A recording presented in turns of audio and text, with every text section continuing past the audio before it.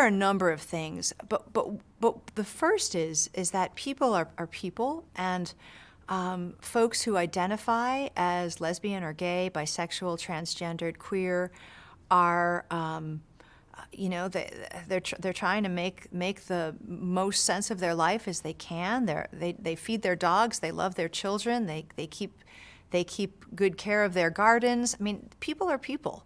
And so the most important thing that Christians can do is not buy into this real travesty of personhood that has come to us through the category of sexual orientation, and that is to believe that somehow people who identify as gay or lesbian are a separate species of people. There's one category of personhood. A person has a soul that will last forever, is an image bearer of a holy God.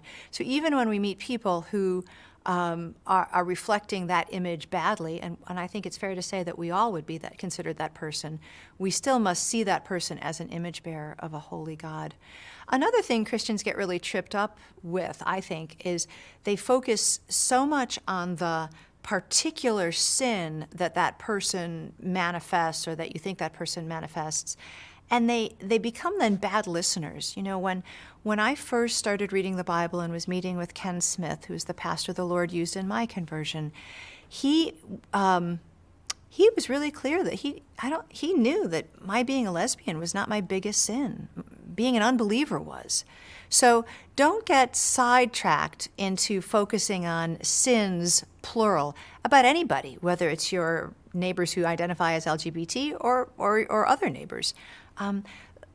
Get to know people well enough to know what's really the issue. You know, everyone has a longing for those things that eternal souls need. And the Word of God is the only food, and the person of Jesus Christ is the only friend for all of humanity. So don't get sidetracked with how people are presenting themselves or how they're identifying. That's not helpful, and it's not even kind.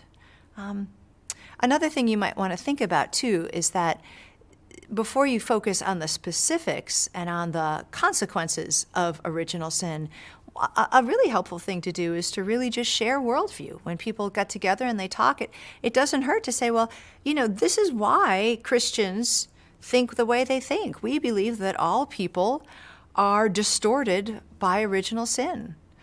Me and you and everybody else, and we're all distorted differently. But before you get into the particulars of actual sins, it really does help to at least have some kind of opportunity to talk about some other things. And there's only one way to do that, and that's to actually have time with people, to not be afraid to linger with your neighbors, and to not be afraid to have a particular household that encourages people to come and share their lives